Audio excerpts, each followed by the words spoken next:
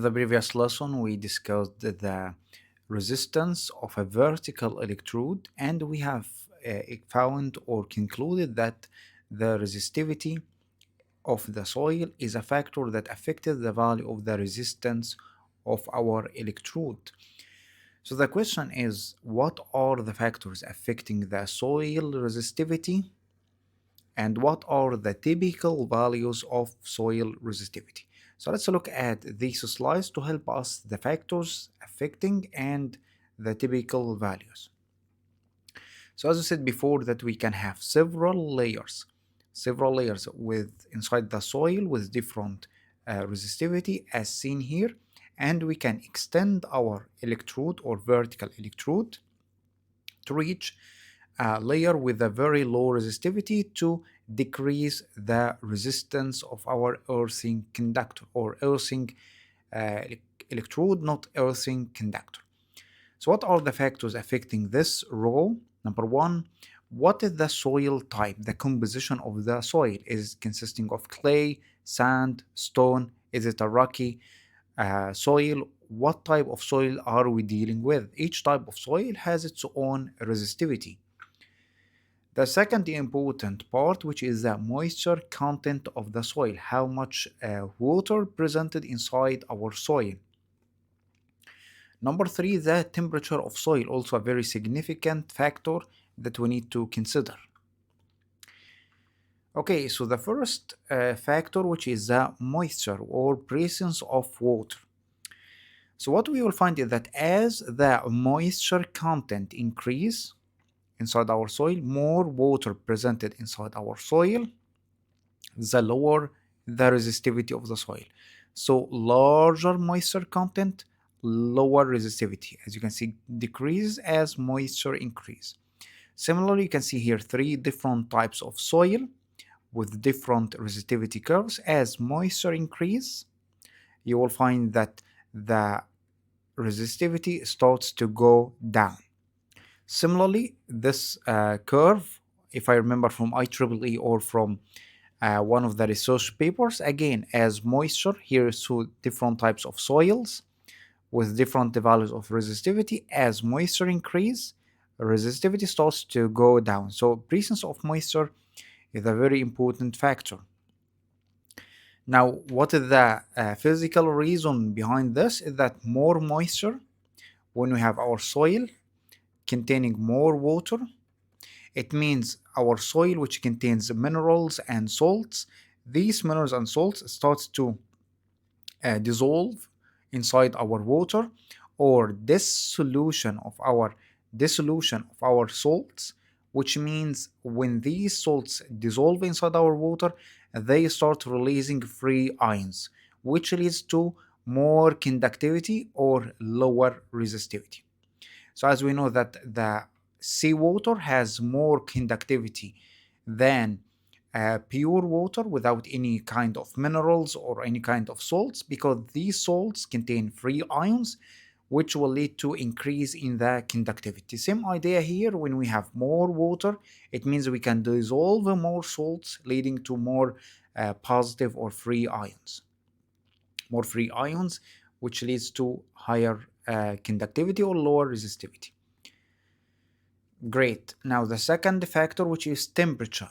Now what we will find also, as temperature increase, you will find that there is electrical resistivity starts to go down.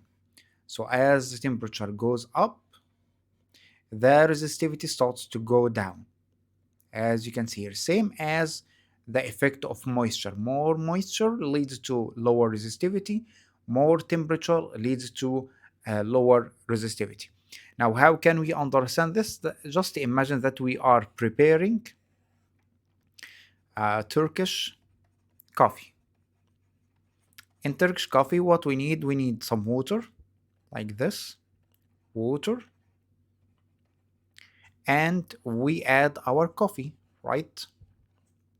And in order to dissolve this coffee inside water, we start stirring this content, right? However, what if I would like to increase the dissolution or the dissolving of our coffee inside water? What should I do? I will add some heat energy. heat energy. So more heat energy or higher temperature leads to more dissolving of our coffee. Similar to this idea, more temperature leads to more dissolving of salts and the breakdown of salts inside the water, leading to increase in conductivity. However, what I said right now about as the temperature increases, I said more dissolution of salts and leading to increase in conductivity. This is the secondary effect. The main effect of temperature, which leads to soil resistivity going down, is what we call is that as temperature increase, the mobility of ions like Na positive, Cl negative, and so on. Mobility of ions increase due to higher temperature and leading to more conductivity. That is the main factor. Second factor is as temperature increase, more dissolution of our salts in soil. There is a very important factor here, is that if the temperature becomes so high, what will happen? Here, imagine that we have our soil containing water. As temperature goes up, the salts inside the soil dissolves in water, increasing conductivity. However, if the temperature becomes so high, what will happen? Water will start to evaporate. And when our water evaporates, means that our moisture content starts to go down, leading to higher resistivity again. If this soil becomes dry, the resistivity will become very large. That's why temperature increase has its own limits. You have to be careful because no moisture or dry soil means a very large resistivity. Similarly, for added salts, if we add more salts inside our soil or more minerals, and this is very important, as salt increase, or we will have more dissolving of salt inside water, leading to more free ions, which will lead to increase in the conductivity of soil or decrease in the resistivity of soil. You can see starting from 107 ohm meter and it goes down to 1 ohm as we add more salt. Now, soil resistivity according to the British standard. This table number 1 inside the British standards, tells you that we have different types of soils. As you can see, all of these. Now we have clay, which is the lowest resistivity soil, and we have rocky soil, which is the largest resistivity. Compare here 5 compared to 2000. So this is just a probable value that you may most likely are gonna encounter for these types of soils. So type of soil affect the value of the resistivity presented. Number 2, as you can see, the second factor, which is the climatic condition or the presence of moisture or water. So you can see when we have normal or high rainfall, meaning that we have more water going to our soil, more moisture, which means rho is low compared to a low rainfall and desert conditions. In this case, water is pretty low, leading to lower moisture and leading to higher resistivity. We can see this for normal and high rainfall. Look at this column here. Let's say for clay here, this one, range for normal and high rainfall, more moisture, between 5 and 20. In low rainfall and desert, between 10 and 100. So you can see that these values are higher than this due to lower moisture content. Now, if you look at the last condition, underground waters, saline here representing the underground waters. This one contains minerals, and at the same time we have water, so minerals plus water or salt plus water leads to lower resistivity, very low resistivity.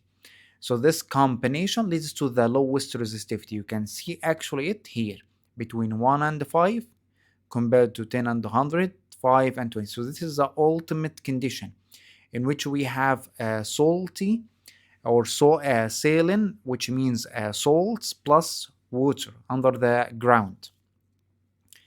So this is the effect of climate on these values. Now also here we said that resistance depends on the resistivity of soil, and if we look at this you will find that table 1 gives examples of resistivity only. These are very general values and should not be used to replace actual measurements made at the site. So for example, if I'm installing or I'm trying to design an earthing system for a location, we don't say, hey, I know that the soil itself is made of clay. So I'm gonna say made of clay, I'm gonna take between 5 and 20. Well, you don't do this. You should first use one of the methods that I'm gonna discuss in the next video to measure the actual soil resistivity. This is very important as you are gonna use this value in your own design. You just don't use this table here. However, in the 1998 version of Bridge Standard tells you that if you would like to just predict using values from table 1, if calculations are based on just the prediction, you don't know the actual values inside the system, you choose the highest row for a given time. For example, highest value for clay here is 100. So you're gonna use 100 as the worst case condition. Of course, nobody does this. All of us do actual measurements on the site and found the accurate value of resistivity. Number 2, it tells you that soil temperature is only important under frosty conditions. Any part of an electrode system less than 0.5 meter below ground level should not be affected. What does this even mean? This is a condition which can happen in some locations in Europe when we have a freezing temperature. Here we have our soil, okay, like this, all of this our soil. Now this soil contains moisture, right? Now it tells you that there is something which we call the frost line. This one is typically at 0.5 meter or 0.6 meter. I'm gonna give you the exact value in another video. This frost line, what does this even mean? In this depth, in freezing temperature, here we will have ice. We have here ice. Ice, which means temperature equal to 0 Celsius degree, ice has a very high resistivity. So if I'm installing an earthing electrode like this, let's say its length is 1.5 meter, it tells you that the first 0.5 meter are ineffective. The first 0.5 meter is ineffective. We don't use it for anything. They are useless. Why? Due to the presence of ice, which means high resistivity. All of the current will be distributed throughout the remaining 1 meter. So here soil temperature only important under frosty conditions. Any part of electrode system less than 0.5 should not be effective. That's why you have to make it longer than 0.5 meter, because the remaining part is the one that will affect the actual resistance of our system. This is what we call frost line, and we have to exceed it when we design. If we get back here, you can see here at ice, resistivity, high resistivity, and lower temperature, higher resistivity, as you can see.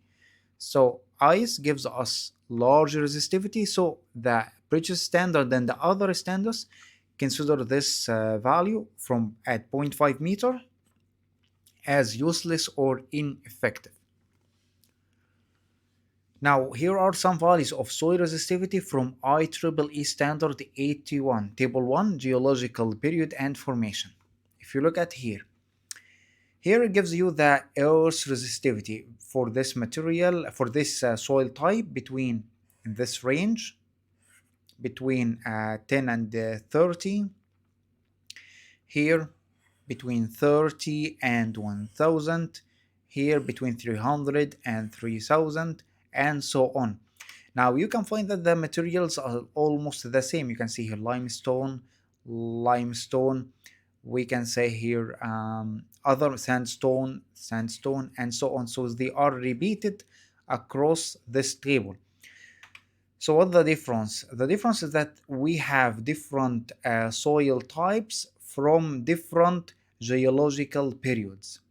The older period, which is this one, is the oldest geological period, and this is the newest one. Now, as you can see, the oldest one is the most dry one, which have high resistivity. Then as we go like this, the resistivity starts to go down because it still have some moisture remaining. In the end, this is just an example showing you different values of resistivity from IEEE. Again, we have to do our measurement on site. Now here is also another reference showing you the resistivity of different soils. As you can see here, ice considered as very large, 100K or 100,000, and seawater, which contains lots of minerals and salts, here 2 ohm meter. It should be 2 ohm meter, not ohm per meter. Anyway, this is from a certain research paper showing you different values for different soils. Now, what are we gonna do in the next video? We are gonna see how to measure the soil resistivity. If I have a piece of land and I'm gonna install an earthing system, how can I find the soil resistivity or average soil resistivity in my own location?